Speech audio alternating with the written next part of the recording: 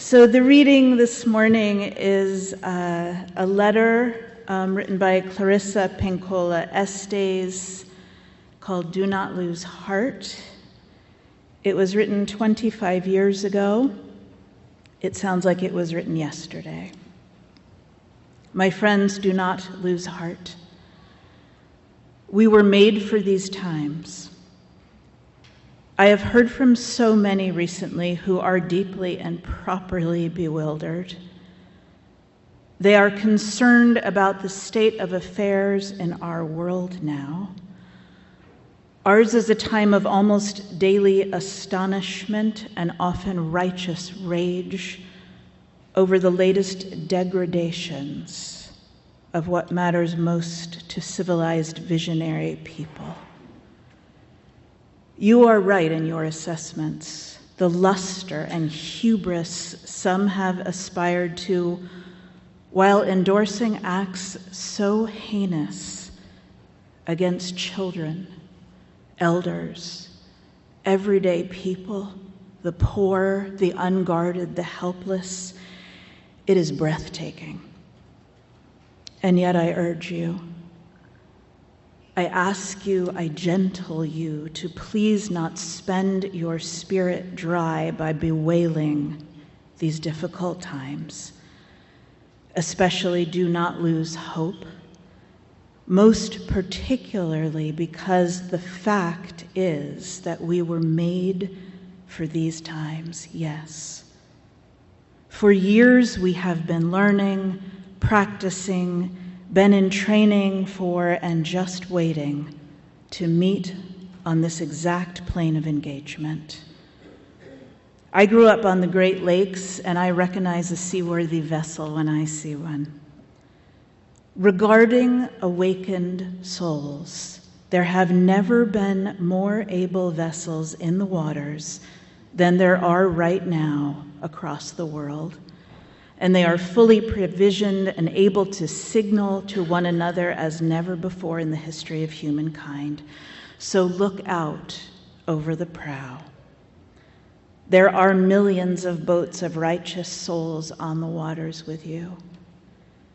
And even though your veneers may shiver from every wave in this stormy royal, I assure you that the long timbers composing your prow and rudder come from a greater forest. That long-grained lumber is known to withstand storms, to hold together, to hold its own, and to advance regardless. In any dark time, there's a tendency to veer toward fainting over how much is wrong or unmended in the world. Do not focus on that. There is a tendency, too, to fall into being weakened by dwelling on what is outside our reach, by what cannot yet be. Do not focus there. That is spending the wind without raising the sails. We are needed. That's all we can know. And though we meet resistance, we more so will meet great souls who will hail us, love us, and guide us, and we will know them when they appear. Ours is not the task of fixing the entire world, but of stretching out to mend the part of the world that is within our reach. Any small, calm thing that one soul can do to help another soul, to assist some portion of this poor, suffering world, will help immensely. It is not given to us to know which acts or by whom will cause the critical mass to tip toward an enduring good. What is needed for dramatic change is an accumulation of those acts. Adding to, adding more, continuing. We know that it does not take everyone to bring justice and peace, but a small, determined group who will not give up, during the first, second, or 100th gale. One of the most calming, powerful actions you can do to intervene in a stormy world is to show up and show your soul, to display the lantern of soul in shadowy times like these, to be fierce, to show mercy toward others. Both are acts of immense bravery and greatest necessity, because the light of the soul throws sparks, can send up flares, builds signal fires, causes proper matters to catch fire. Struggling souls catch light from other souls who are fully lit and willing to show it. If you would help to calm the tumult, this is one of the strongest things you can do. There will always be times when you feel discouraged.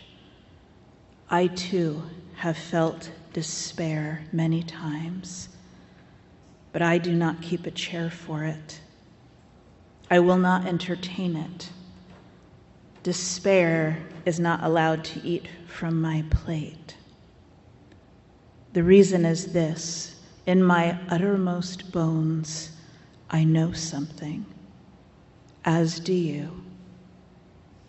It is that there can be no despair when you remember why you came to earth, who you serve, and who sent you here. The good words we say and the good deeds we do are not ours. They are the words and the deeds of the one who brought us here. In that spirit, I hope you will write this on your wall. When a great ship is in harbor and moored, it is safe. Of that there can be no doubt. But that is not what great ships are built for. How could I possibly improve upon these words? By Clarissa Pinkola Estes. I cannot. But I can speak to my own experience of living in the world and sharing it with you. I was planning a trip to Ireland this summer. I've never been, and I'm somewhat of a nerd about my Irish heritage, and so the opportunity was very appealing. A former professor of mine and a former classmate of mine and friend, they had conspired together and created an educational pilgrimage, a continuing education opportunity through our seminary to go to Kildare, Ireland, where we would study the Celtic goddess turned Catholic saint, Bridget. I could not imagine a better opportunity to go to Ireland with these people that I love and trust, fellow UUs, studying this intersection of pagan and Christian religion. The trip has been canceled. The vague email from the seminary said something like, due to the volatile oil shock, which doesn't actually mean anything. It gestures at the issue without actually saying it. So I reached out to Angie, my friend and former classmate, one of the organizers, for some clarity. She said that gas prices were not only high in Europe, but there had been actual shortages. There had been riots in Dublin and other major cities around Ireland, and that the volatile situation overseas and unclear future of what this conflict will bring made the seminary nervous about sending people over there. Obviously, we are all disappointed. And I was sharing this disappointment with a friend of mine, and we noted how very insulated we are here in the United States. Yes, gas prices are high, as are the prices of some other goods that depend on it, but I have never been turned away at the pump. I have not experienced riots in my town, let alone fighter jets, bombed out buildings, or the other devastations of war that Iran and other places are currently experiencing on a daily basis. When I compare my life to theirs, I think, who am I to complain, right? And my friend said, how do we go about our daily lives knowing that their lives are so disrupted? We feel like we should be doing something about it, but what can we do? So I come to work, I go grocery shopping, I walk the dog, and I count my blessings. But a part of me feels guilty, and the tragedies of the world weigh on my mind and heart. Iran is in an internet blackout. It is illegal to communicate with the outside world. Any information we have from the people that are living there has been smuggled out under threat of imprisonment and death. I recently listened to a radio program where journalists shared firsthand accounts from Iranians. These audio clips were taken from the voice memo app on their phones. And in order to get these recordings to the American journalists, they had to know a guy who had an illegal device to reach the World Wide Web. These average, everyday citizens with their voice memos often paid quite a lot of money for just a few minutes of internet access. Hopefully, the upload works. What surprised me, listening to these smuggled voice memos from people in Iran, was how they were going about their daily lives much the same way that my friend and I are. Because we are still alive, we keep on going. One person who worked in a pizza parlor before the war broke out still gets up in the morning and goes to work. People still want to eat pizza, so why not? Another person said in their voice memo that they had adopted a cat because a friend said it would be good to have something to take care of in these times. The person said the friend was right. The cat is helping. Another voice memo was from a professional bodybuilder. His best friend had been killed by Iranian government police at a political protest, and so the bodybuilder sat out his next fight in protest of the Iranian government. Now that the Americans are involved, bodybuilding competitions have been canceled altogether, but this man is keeping up his special bodybuilding diet because what else should he do? Why not? He makes video posts to the Iranian intranet, the internal alternative to the World Wide Web, and he hopes that his videos will offer hope to the people that he knows are sitting at home sad and depressed. He wants them to know that they can still stay healthy despite the tragedy around them. This is human resilience. It's not grandiose or flashy. It's not a knight clad in armor fighting a dragon. In fact, human resilience and courage is often quite humble.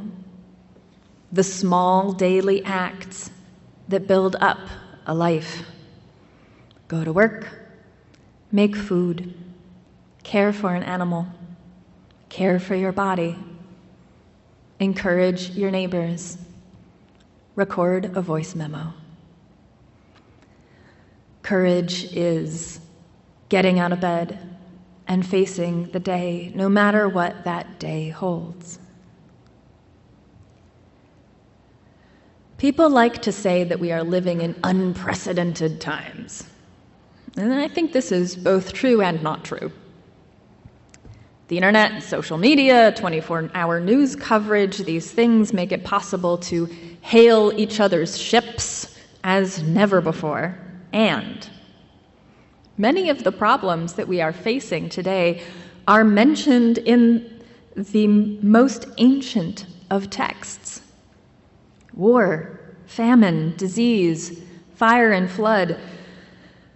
I don't know about you, but for me, it helps to remember that our ancestors survived such things. To experience unexpected and life-altering change is so inherently human.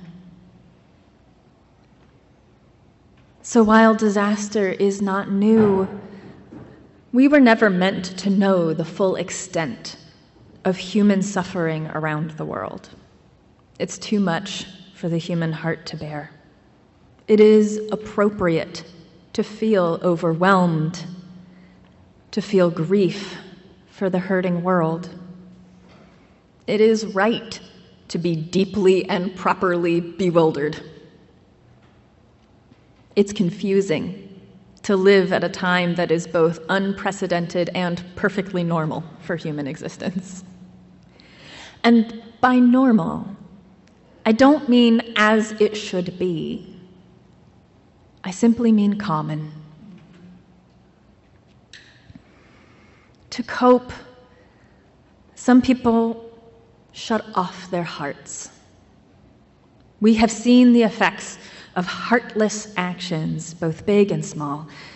The world needs people like you who have open hearts. To be open-hearted is vulnerable and takes courage. And so I want to encourage you to let the lantern of your soul shine out across the troubled waters. To live each day, each moment with love is a world-changing, radical act. Your ship has a compass. Your conscience knows what is right and loving. Follow it, and you will not be lost. We were made for these times, and you are needed. When I worked as a hospital chaplain, a Trauma One hospital in Hartford, Connecticut, before my ministerial internship, patients would often say things like, "Everything happens for a reason," and "God never gives you more than you can handle." We say such things to try to make sense of the senseless, tragic occurrences of living that happen to us. But if I can be frank, I call bullshit. If God never gave us more than we could handle, there would be no deaths by suicide. And you cannot tell me that the horrors of war, or the tearing apart of families across borders, or the gunning down of school children are all for the best in the end. No. These are acts of man, not God. We humans have free will. We are capable of creating hell on earth just as we are equally capable of creating heaven. We are, each of us, imperfect. We try and we make mistakes. We make good and bad decisions. We act selfishly most of the time. And I believe that no matter what we do to muck up things for ourselves and for each other, there is a power and a guide inside our hearts and between people, always available to help us make a loving choice in the next moment and the next one. Going about your daily life could be apathetic if you turn off your heart, if you hide your light,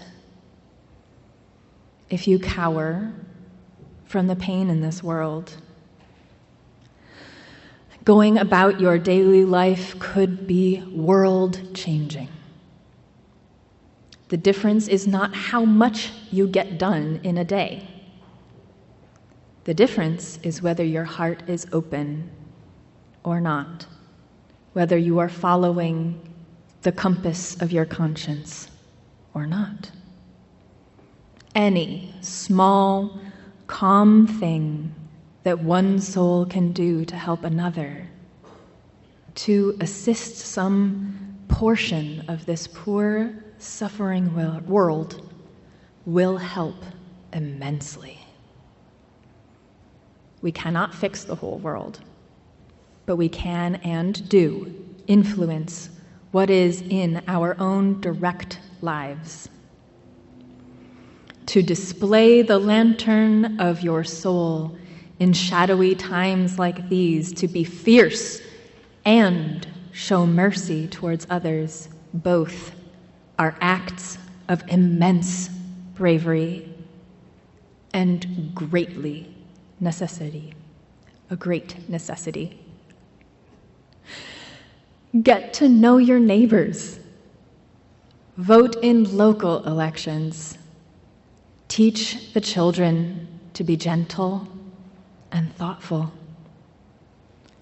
Let the light of your soul shine, and do not underestimate the impact of its light. Be a blessing to the world.